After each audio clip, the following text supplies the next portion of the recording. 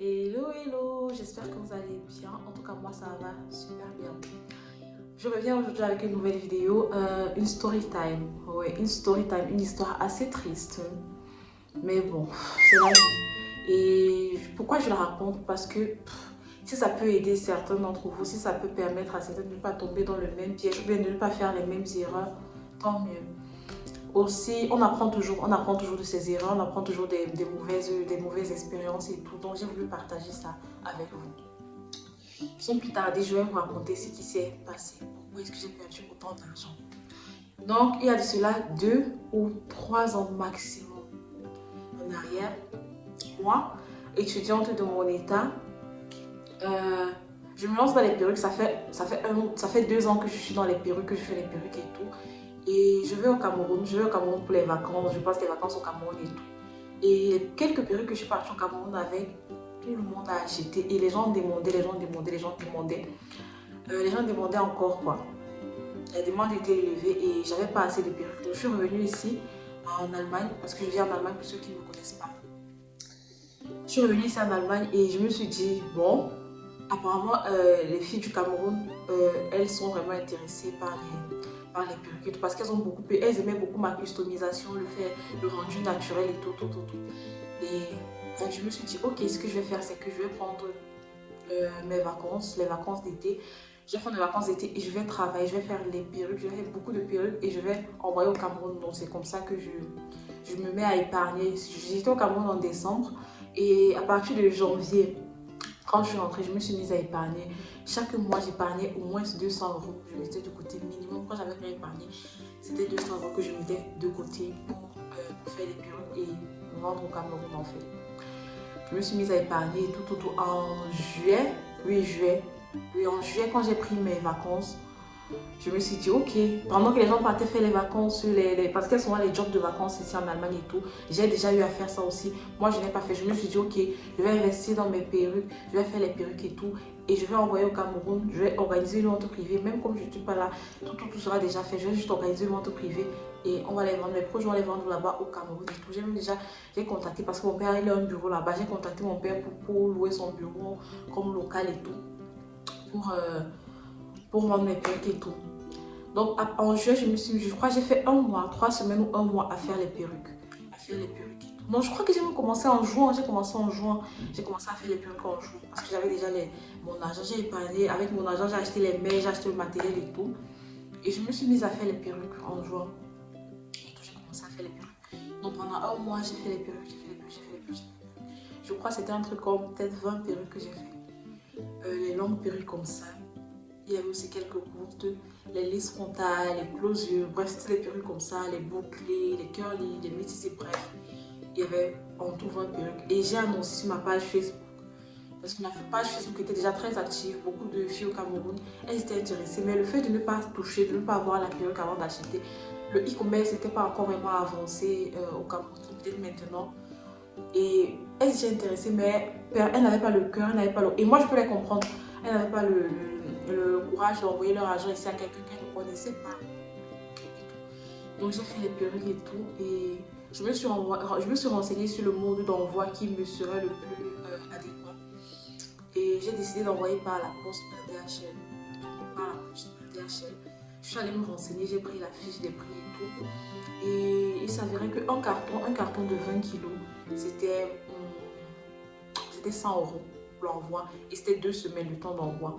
Je me suis renseignée à gauche, à droite. Et je connaissais des gens qui avaient déjà eu à envoyer des paquets par ce moyen. Et c'était arrivé normalement.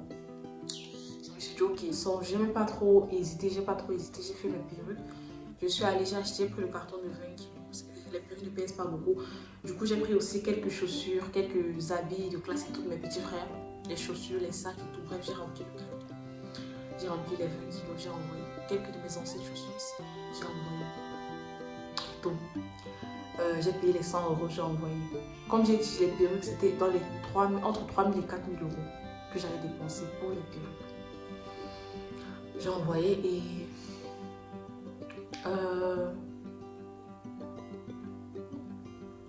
oui, j'ai envoyé. Et après, bon, c'était censé faire 2 semaines. 2 semaines après, c'était au Cameroun. J'avais le numéro de suivi. Quand je suivais le courrier, on me disait que non, c'est encore peut-être dans tel pays, c'est pas encore arrivé au Cameroun et tout et tout. Bon, je m'inquiétais pas, je savais que normalement ça devait arriver, même si ça avait le retard, ça devait arriver.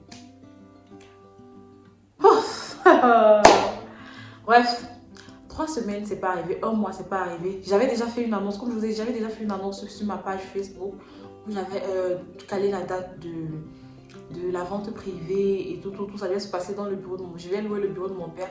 J'ai fait une vente privée là-bas où les filles devaient venir acheter des perruques, celles qui étaient intéressées. J'ai tout donné, la date, l'heure et tout. C'était un samedi, tout. Bref, tout était déjà préparé. Il ne manquait que les perruques et tout.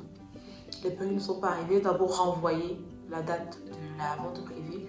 J'ai renvoyé. Les perruques sont arrivées après un mois. Je crois que le carton est arrivé après 1 mois et demi. Ils ont contacté mon père. Parce que j'ai envoyé au nom de mon père. Ils ont contacté mon père pour récupérer le carton et tout. Et il m'a dit qu'ils l'ont contacté. J'étais tellement contente que franchement les perruques sont arrivées. J'aurais mon argent. Parce que quand tu investis et tout, tu attends le retour. Moi, j'étais excitée. C'était vraiment une première expérience pour moi et tout. Et j'étais vraiment excitée. J'étais contente et tout. Et je me rappelle de ce jour. J'étais allée faire les courses. J'étais allée faire les courses dans un magasin. Le shopping. Pas le shopping. J'étais allée un peu marcher dans un magasin. J'étais en vacances, comme je vous l'ai dit. Et je reçois un appel de mon père et tout. Il me dit, le carton que tu as envoyé, tu m'as dit c'était combien de kilos et tout. Je lui ai dit que non, c'était 20 kilos. Il me dit 20 kilos. Le carton que j'ai ici, c'est 4 ou 5 kilos. Donc j'ai su sauter mon Dieu. Seigneur. J'ai dit 4 kilos comment? 4 kilos comment? C'est 20 kilos que j'ai envoyé. Vérifie encore. Regarde si le nom qu'est-ce le carton, c'est mon nom. Il me dit non, c'est ton nom. Et le carton est venu, c'était déjà déchiré et tout. On a juste raconté et tout. J'ai dit Seigneur. Et tout. Après, je ne sais même pas comment. J'avais toujours espoir que non, même si c'est qu'on a retiré, peut-être il y avait un problème, ils ont dû retirer, je ne sais pas, ou bien que ce soit les chaussures et tout qu'on a retiré, mais que mes perruques, parce que les chaussures encore ça allait, mais les perruques, les prix, mon Dieu, les cheveux vierges, les prix. Et tout. Je me suis assise dans le magasin et tout. J'ai attendu qu'on me fasse. Il a l'impression de et tout. On m'a dit que non, c'est ça le carton, il n'y a rien, on n'a rien retiré et tout. Mon père me dit que non, c'est ça, c'est tout. Je dis que mais comment c'est tout, comment c'est. Et j'ai commencé à gronder mon père au téléphone en fait. Que nous, renseigne-toi, c'est pas ça que j'ai envoyé. Renseigne-toi, c'est 20 kilos que j'ai envoyé. J'ai même filmé la facture parce qu'il y avait ça dans mon portefeuille. J'ai filmé la facture que je lui ai envoyée. Je lui ai dit non, renseigne-toi, c'est pas ça que j'ai envoyé, c'est 20 kilos que j'ai envoyé. Il a allé là-bas, on lui a dit monsieur, sûrement. Des gens de DHL, ils lui ont dit monsieur, sûrement au niveau du port de la douane, ils ont dû fouiller votre carton, ils ont retiré. Il y a des cas comme ça qui sont déjà arrivés. Je ne sais pas, dites à votre fille d'aller là-bas en Allemagne à DHL, voir si elle peut porter plainte et tout. Je me suis assise dans le magasin, je vous assure. Je me suis assise comme ça, où on mesure les chaussures, je me suis assise, je ne sais même pas comment, mais les larmes m'ont j'ai commencé à pleurer comme un enfant. J'ai vu mon travail 2 mois. J'ai vu comment j'ai laissé le boulot. Je me suis assise sur mes perruques. J'ai vu mon argent que j'ai investi pendant 1 an, presque 1 an, je dis 8-9 mois. J'ai vu tout ça. Je me suis assise, je vous assure, les larmes m'ont coulé. J'ai pleuré. Et j'étais étudiante, donc c'était même pas du genre mes perruques, n'étaient même pas peut-être avancées comme maintenant. Je me débrouillais vraiment. Je me débrouillais. Et j'investissais comme ça pour pouvoir même suivre le semestre qui suivait. Et tout. Bref, je me suis assise, j'ai pleuré, mon Dieu, j'ai pleuré. J'ai eu mal, j'ai eu un truc ici dans la poitrine. Je me suis levée. Je suis allée à DHL ici. Et ils m'ont dit, ils m'étonnaient en fait. J'ai même eu honte, que les trucs comme ça se passent. Ils m'ont dit qu'ils n'ont vraiment pas. Ils n'ont pas souvent l'habitude d'entendre des trucs comme ça et tout, mais qu'ils ne peuvent rien. Que c'est à DHL de mon pays que je dois porter plainte et tout. Parce que quand le paquet est arrivé dans mon pays, c'était encore à 20 kilos. Donc c'est à DHL, c'est au Cameroun que je dois porter plainte. Donc je ne savais même pas quoi faire. Je suis allée à la police. J'ai même porté une plainte. Je ne sais même pas jusqu'au jour la plainte, si la plainte a abouti ou pas. Mon père aussi au niveau du Cameroun, il a porté plainte. Mais jusqu'aujourd'hui, on n'a jamais, bref, rien, j'avais rien. La plainte n'a jamais. Bref, je suis restée comme ça, j'étais dépassée en fait. J'étais dépassée. Il restait 4 paquets. Et les 4 kilos, c'était quoi? C'était les chaussures, même pas les chaussures neuves que j'ai achetées, c'était mes vieilles chaussures que j'ai envoyées. Et 2 perruques. 2 juste côtes de perruques. Ils ont volé près de 18 perruques. Je suis restée, j'étais dépassée, je vous assure, j'étais dépassée. Je me suis dit ce jour-là, j'arrête tout, j'arrête tout. Si on m'avait dit ce jour que j'aurais encore la force de me lever, faire les perruques, je vous assure, je n'aurais pas accepté parce que j'étais tellement découragée, j'étais tellement abattue et tout. J'ai dit j'arrête tout, ça ne sert à rien. Il a fallu que mes proches me donnent la force, mais je me rappelle ma soeur, mes frères et tout, mon copain. Ils m'ont remonté, ils m'ont donné la force et tout. Ils m'ont dit que non, ça va aller, c'est rien dans la vie. Mon père m'appelait tous les jours pour m'encourager que non, c'est rien dans la vie, on a volé tes perruques, on n'a pas coupé tes mains, tu vas retravailler, tu vas refaire et tout. Je vous assure, dans ma tête, je n'allais plus jamais faire les perruques. Mais bon, avec le soutien moral et tout, je me suis... 2 semaines après, je me suis retrouvée en train de faire les perruques et tout. C'est vrai que c'était difficile et tout. Heureusement que j'avais pas pris, c'était pas du genre, j'avais pris les commandes déjà et qu'il fallait rembourser. C'était mon investissement en fait. J'ai recommencé à faire les perruques. Petit à petit, je me suis relevée, petit à petit. Mais plus jamais, je n'ai plus jamais envoyé des trucs par DHL au Cameroun. Plus jamais. Je passe par d'autres moyens, mais je n'ai plus jamais envoyé par DHL. Plus jamais. Je me suis dit, c'est vraiment... Je me sentais tellement abattue et tout, mais quand je regarde aujourd'hui comment j'ai repris, où je suis, où j'en suis aujourd'hui, je me dis vraiment, c'est Dieu qui m'a donné la force. Sinon, je ne sais pas.